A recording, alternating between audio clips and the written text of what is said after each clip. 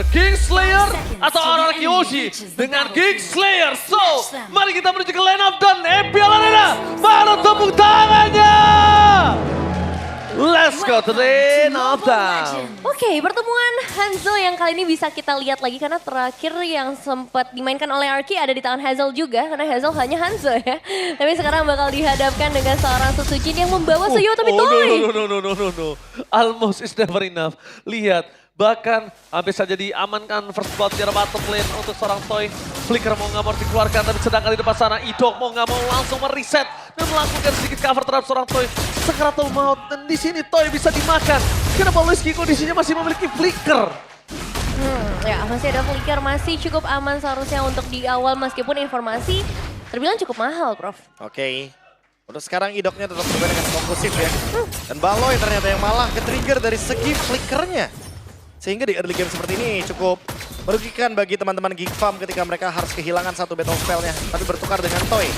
Yang nanti mungkin di menit yang kedua sudah akan kembali lagi dengan flickernya. Alright. Tapi kalau ngomongin ke arah Flicker di saat nanti mereka akan berdebat ke arah Turtle, untungnya tidak ada God Laner yang biasanya langsung ikut ke arah teamfight, Profesor. Iya. Walaupun arus sungainya menuju ke EXP ya. Yes.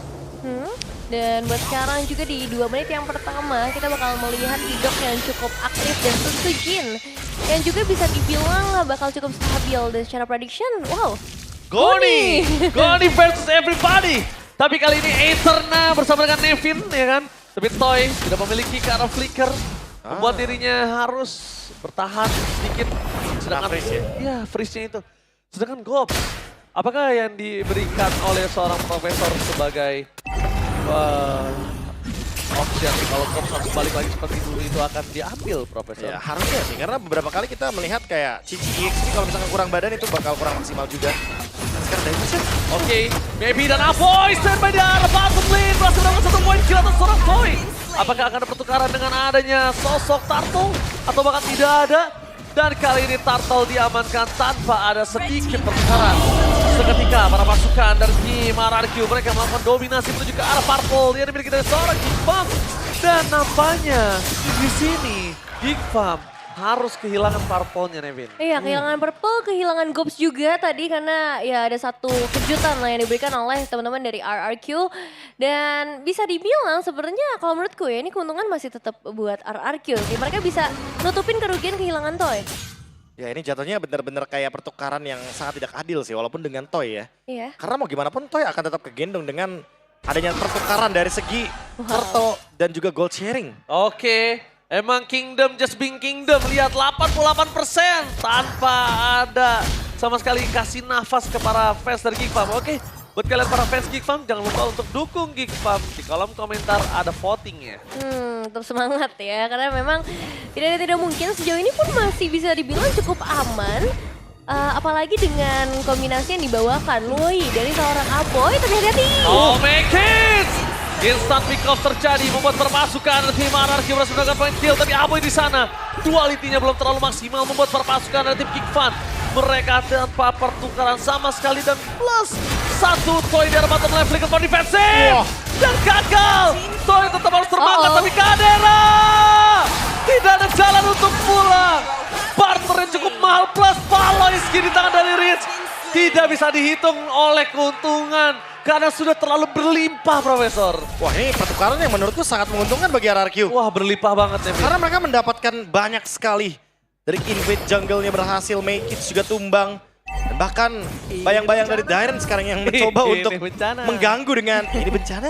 Iya, dan 2 flicker sih itu juga lumayan mahal banget ya yang bisa dapetin tadi dari Baloyski dan juga Kadera semuanya keluar. Dan kalau ngelihat objektif, ini kemungkinan besar memang bakal jatuh ke tangan teman-teman dari RRQ Hoshi. Ngelihat mereka sudah mulai melakukan setup juga Gops dan juga Baloyski harus menjadi mata-mata bagi para pemain Geek Farm. Tapi tidak ada flicker dari seorang Baloyski, tidak masalah karena Gops akan masuk ke arah depan. Memasang juga Susujin, tapi lihat Red Revolution tetap di tangan Susujin. Biggins gagal untuk melakukan takeover walaupun Susujin harus tumbang. Para pasukan dari tim RRQ mereka tidak kenal diam. Dan ini dia, Tour and Travel. Kali ini berhasil memancing satu korban saja. Hanya ada Idok yang menjadi korban bersama dengan Susujin karena Rins Tour and Travel imitasi berhasil memulangkan Dairen. Wah, tapi hilangnya 2 pemain ngasih kesempatan juga ya seharusnya buat Makers dapetin 1 orange buff tadi.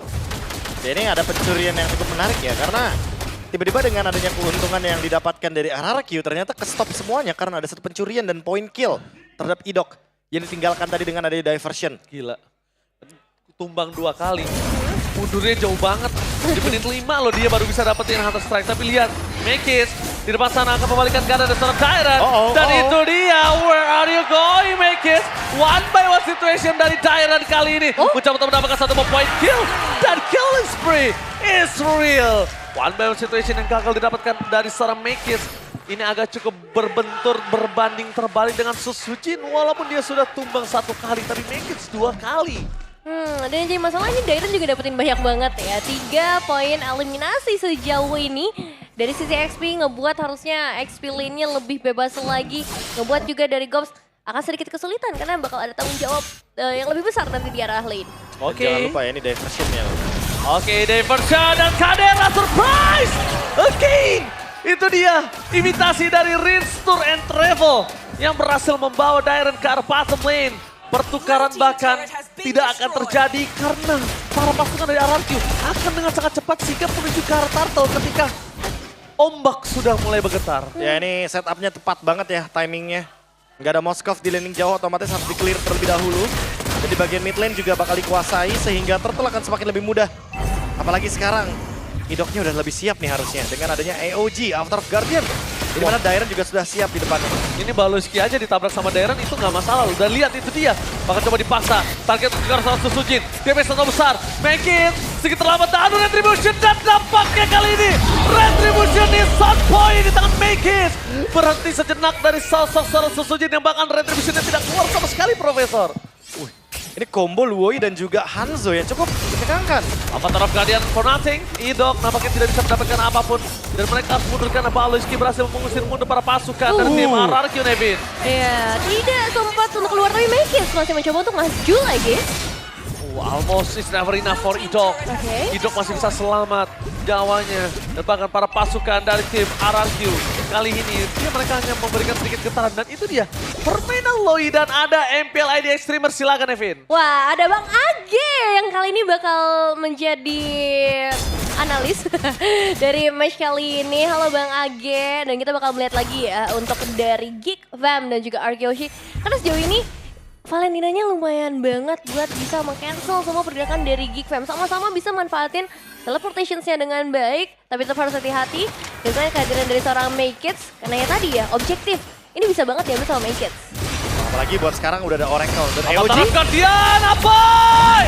Gagal untuk pulang dan bahkan Zoe juga akan menjadi korban para pasukan dari tim Geek Fam. Meanwhile, bahkan sana Makers bakal coba untuk membabi buta karena Susujin. Mencoba untuk menghindari damage yang telah diberikan. Tapi nampaknya Tyron berhasil membuat semua para pasukan dari tim RRQ mendenial dan membuat tim Geek Fam kali ini punya space di arah top lane atas Kadera.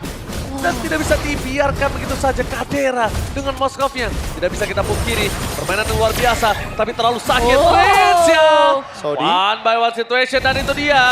Almost is never enough dan Baloyski selalu menjadi penjaga hati dari para anak-anak Geek Fam. Ya, tapi itu nice move juga ya dari seorang Rinse yang dari tadi bisa memaksimalkan semua IMU-nya dengan sangat baik. Dan sekarang kembali lagi objektif sudah mulai muncul Prof Kabin.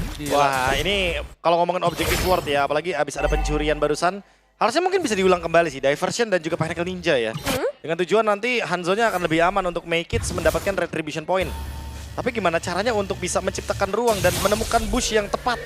Karena kalau misalkan udah ketahuan sama movementnya RRQ gitu kan, pasti bakal di stop duluan make it-nya biar bayangannya dihancurkan. Dan sekarang Rinse, Nevin, kalau menurut aku kalau dia copy ke arah sosok seorang Loi, dia harus cari sih di mana Moskov ataupun make it, Kadera atau make it dia harus cari sih. Kalau enggak bahaya banget. Dia digerogotin kayak gini bos. Dapetin ke arah atas dan sekarang Susujin. Oke, make it sedikit terlambat. Mereka coba untuk mundur ke belakang Dairen. Satu-satunya bakal coba dihajar oleh seorang Makers, tapi nampaknya tidak peduli. Makers tetap dihajar dan Gops menangkap ke arah Idok. Mundur ke arah belakang adalah sebuah jawaban, tapi Rinse! Surprise! Happy birthday! Tidak ada tombak kali ini membuat Kadera terperangkap 1 lawan 1 dan itu dia harta, Wah. tata, dan Sonata menutupkan serangan Kadera. Riz, what a play from Riz. Riz Tour and Travel benar-benar membuat Kadera kali ini nggak bisa berbuat banyak, Devin. Ya itu move yang bagus banget. Bahkan Sadera dipaksa untuk ngebuka flickernya juga. Mahal banget hilang satu pemain. Tapi tetap secara defensif dari Geek Fam, mereka bakal sedikit kesulitan dan mencoba untuk counter karena Riz. Oke, Riz bakal coba dimakan begitu Wah. saja. Insta pick up terjadi. Baloyski bakal Idong bakal coba dimakan dari telan pelan-pelan. Dia tidak bisa dibendung kembali karena Baloyski berhasil mendapatkan sosok point kill yang penting Riz dan juga Idok. Jadi pertukaran atas Baloyski dan Riz dan juga Idok nggak masalah, nggak masalah. Nggak masalah ya. Tapi tetap ya untuk Lordnya ini hanya nge-trigger passive turret aja masih bisa dihentikan dan bakal ada sedikit pergerakan Mekis. Dairon kembali lagi menjadi ujung tombak. Tapi diselesaikan dengan sangat cepat. Dan itu dia sebelnya ke arah sosok dari Hanzo yang sekarang. Mau nggak mau bayangannya memang harus ditumbangin. Nggak bisa dicari ke belakang ya. Nggak bisa, emang harus dihancurkan secepat Harus mungkin dihancurkan. ya. Kalau bisa dibikin bener-bener sampai habis HP-nya Nevin. Biar nanti pas ketika balik ke tubuh aslinya dia bener-bener low HP. Iya. Tapi masalahnya sekarang dari RRQ, mereka punya area yang luas banget ya. Dan mereka bakal coba untuk memberikan gangguan. Tapi Mekisnya tadi hampir juga mencoba untuk ngasih pressure ke arah Riz di bagian belakang. Oke, Mekis emang bakal cukup bersinar dengan attack speed yang dia miliki. Tapi ini udah mulai memasuki menit ke arah 12, Devin. Ini nggak cukup baik untuk mereka kalau kehilangan kembali satu lot yang harus dimiliki. Dan battle emote. Tadi kita udah lihat banyak. Battle emote jangan sampai kalian lupa. Mau pakai ini bencana juga boleh untuk ngeledek-ledek orang. Lumayan langsung soal di rank ternyata ya. Ini Iya, bencana aku ya. juga punya. Punya. Baik-baikin gua kan lo. Masuk karena 12 menit yang pertama ya. Secara area memang ini menguntungkan banget buat RRQ. Karena mereka bisa invasi lebih dalam. Tapi di sisi lain Geek, mereka punya Moskov sih. Jadi split push atau lane jauh di bagian bottom lane ini mungkin bisa jadi target selanjutnya dari seorang Cadera. Jangan lupakan Loi juga sih Nevin. Ini efek diversionnya akan sangat merepotkan sekali ya. Karena bisa memberikan teleportation untuk Moskov juga, entah untuk Hanzo-nya juga. Atau bahkan Geek Farm ketika dalam keadaan yang nanti mungkin 50-50, mereka bisa membalikkan keadaan dengan cepat hanya dengan satu ultimate saja dari Aboy. Oke, Aboy di sana Mekis bakal coba untuk bersinar. Target utama mereka adalah Riz, tentunya dia kami menutup jalan para pasukan dari tim RRQ. Membalikan kembali karena Baloyski menjadi target utama mereka. Where are you going, Baloy? Dan lihat poin kill yang dikasih karena Toy supaya Skypicernya makin lebih menyala, abangku. Wah, ini kehilangan Baloy di waktu Lordnya juga udah mulai terspawn. Berarti mereka paling bisa mengandalkan Mekis dan juga Aboy ya untuk melakukan steal. Gopsi, menurut gua Gopsi ini menjadi poin penting sih, Nevin. Ya, dimana zone out bisa aja dilakukan, tapi kuantitasnya mereka lebih sedikit dibandingkan RRQ. Tapi lihat Nevin di depan sana, Mekis Sakarato mau terbakar Cadera. melakukan situasi Idong. Dan out of nowhere Dairon berhasil memancing Kadera dengan flickernya. Jadi pertukaran dari Dairon dengan flickernya masih worth it total. Wah, tapi mereka dapat rinse sih. Itu jadi 1 poin plus juga buat Geek akhirnya nih. Gila Bisa ya. nge-shutdown karena rinse-nya. Dari tadi Rins loh ditargetin. Dari Baloyski, dari Gops, dari sosok seorang Mekis. Kadera doang yang ya udah siapa aja di depannya dibantai. Ya udah pasti ya, damage dealer utama ya. Mau nge-kill siapapun dia bisa, mau nge-deliver damage ke siapapun dia juga kuat. Udah ada Demon Hunter Sword juga soalnya. Dan kali ini dengan adanya Malefic Gun akan membuat Cadera semakin lebih leluasa lagi dengan jarak yang lebih jauh untuk bisa memberikan damage. Tapi Lord bergerak dari bagian top lane. Geek Fam harus mempertahankan base mereka. Bergeser ke mode defensif. Dan itu dia menciptakan ruang. Oh, Mekis, surprise ternyata di cover dengan sangat sigap. Ternyata invasi yang bakal dilakukan Geekfam sudah tercium baunya oleh tim RRQ, Nevin. Wah, masih cukup aman ya buat RRQ. Tapi itu satu move yang ingin dicoba pastinya oleh seorang Mekis. Dan masalahnya sekarang bergeser ke mode defensif. Lord sudah mulai berjalan dari area top lane dan RRQ Hoshi masih membawa 5 pemain mereka. Mekis kembali lagi, Harpur ke arah belakang, stiker ini bencana. Para mata sudah siap standby di arah Dairon dan juga para pasukan dari tim RRQ. Mereka siap menuju ke depan menerapkan Dian! Kadera! Berhasil ditangkap membuat para pasukan dari tim Geekfam gak punya daya dobrak. Mereka kehilangan power dari damage-nya. Dan Bahkan Megis gak bisa selamat Rincia. What the outplay from Rincia. Fokus mendapatkan satu point kill. Tapi tanpa ada Sosoji dan juga Toy, mereka gak bisa masuk lebih dalam dan tidak bisa melakukan endgame. Nampaknya gerakan dari Rincia kali ini agak terlalu sedikit barbar karena pertukaran cukup adil. Biasanya berani flicker ke depan dan masuk itu adalah barter dengan adanya endgame. Apakah itu berhasil mereka lakukan, Evin? Ya, masalahnya masih ada 3 pemain dari RKOG dan masih ada 3 pemain dari Baloi, King. Baloi! Satu tembakan terakhir habis saja meledakan Skybison dan Gold sangat menjadi korban selanjutnya. Dan belum ada lagi yang bisa didapatkan dan itu dia, Tyrant. Kadera is coming, shutdown pun terjadi, Kadera versus everybody, flick on defensive, dan ternyata Sosoji dibalikan kembali keadaannya. Terlalu terburu-buru dari tim RRQ, Nevin. Ya, nice move dari Cadera ya. Satu Spear of Destruction yang akhirnya bisa nge-follow up damage-nya, tapi ini never ending fight. Dari kedua belah tim yang benar-benar haus atas kemenangan. Dan RRQ Hoshi gimana nih, Prof? Ya itu yang pengen dicari sih sama Geek Fam. Mungkin gerakan-gerakan RRQ yang seharusnya tidak dilakukan. Gerakan-gerakan tambahan. Ya biasanya RRQ kalau udah 2 tumbang poinnya sama ya kan, kuantitasnya sama mereka mundur. Yep. Mereka reset dulu, ternyata mereka melanjutkan team fight. Dan ternyata berhasil dipancing nih oleh Geek Fam. Perbedaan goldnya dengan Lord tadi walaupun mendapatkan 3 base turret tapi hanya di angka 1.600 gold lead. Kadera masih ngelit loh. Jadi nggak terlalu jauh sebenarnya Nevin. Kadera Keuntungan tadi kayak jadi keuntungan yang kayak lewat begitu aja, kayak jadi angin lewat aja. Ya, dan mereka berarti harus mulai dari nol lagi nih. Dan masih ya kalau ngomongin ke arah objektif, Geek Fam punya chance yang sama besarnya. Nggak peduli mereka kehilangan base turret cukup banyak, tapi mereka bawa WhatsApp dan Hanzoluhi ini dia combo yang mungkin bakal mengirim Makers nanti langsung ke bagian depan.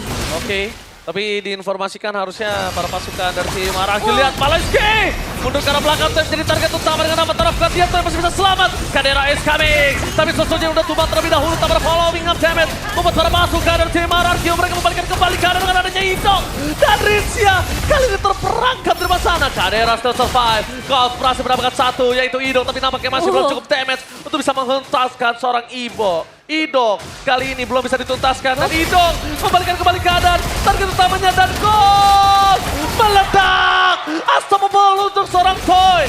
Rin standby mencari di mana Megis berada. Terdeteksi Megis. No way, double kill, looking for triple kill. Dan para pasukan dari tim Geek Fam mereka tersisa Megis dan Maniac from Toy. Ini bencana. Tim RRQ berada di garis depan. Wipe out yang tidak bisa terlalu lama karena seorang Awi sudah hidup kembali. Dan Avatar of Guardian dengan soundnya no way. Sang Raja berhasil mendapatkan game yang pertama. The Geek Slayer menunjukkan taringnya. Itu dia, game pertama RRQ Hoshi yang masih bisa bertahan dengan sangat luar biasa. Sedikit mistik